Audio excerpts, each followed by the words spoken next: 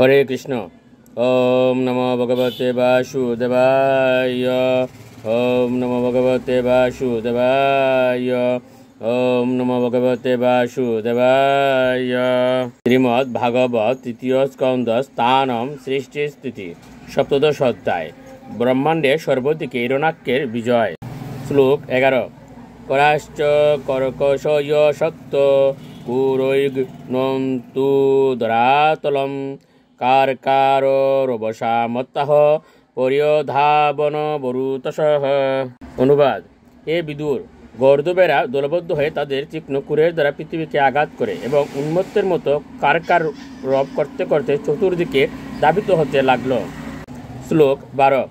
রুদন্তুরাস বত্রস্তানিরাদুদ পতনকাহ ঘুষে অরণ্যে চ পশব সকৃতমূত্রম অকুর্বত। অনুবাদ: গর্দভের কারকার শব্দে ভীত হয়ে পাখিরা শব্দ করতে করতে তাদের নীড় থেকে উড়ে গেল এবং গোশালায় ও অরণ্যে পশুরা ভীত হয়ে বারবার বিষ্ঠা ও মূত্র পরিত্যাগ করতে লাগল। শ্লোক 13।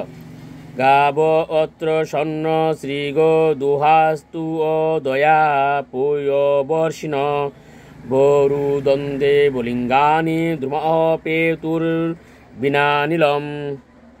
অনুবাদ: গাভীগণ বৃথা হয়ে দুধের পরিবর্তে রক্ত বর্ষণ করেছিল, মেঘরাশি পুজ বর্ষণ করেছিল, দেব প্রতিমা সকলে যেন অশ্রু বিসর্জন করেছিল এবং বিনা বায়ুতে বৃক্ষসমূহ ভূপতিত হয়েছিল। শ্লোক 14। গ্রহান পুণ্যত মানন্যে ভোগনামশ্চাপি দীপিতাহ অতি চেরুর্বক্রগতা ইউ দুশ্চ পরস্পরম। অনুবাদ: মঙ্গল, শনি আদি অশুভ গ্রহসমূহ অত্যন্ত উজ্জ্বল হয়ে বুধ, বৃহস্পতি এবং শুক্র আদি শুভ গ্রহ অন্যান্য নক্ষত্রদের অতিক্রম করেছিল এবং বক্রগতির দ্বারা প্রত্যাবর্তন করে গ্রহগুলি পরস্পরের সঙ্গে সংঘর্ষের সৃষ্টি করেছিল। শ্লোক 15। দৃষ্টানাংশ্চ মহোৎপাতান্ত তত্ত্ববিদঃ প্রজাহ ব্রহ্মপুত্রা নিতে বৃতা মেনিরে বিশ্ব সম্প্লবম। অনুবাদ: এই সমস্ত এবং অন্যান্য অনেক অশুভ লক্ষণ দর্শন করে ব্রহ্মার 4 জন ঋষি পুত্র ব্যতীত অন্য সকলে, যারা জয় এবং বিজয়ের অধপতিত হয়ে দিদির পুত্ররূপে জন্মগ্রহণের রহস্য সম্বন্ধে অবগত ছিলেন না, তারা অত্যন্ত ভয়ভীত হয়েছিলেন।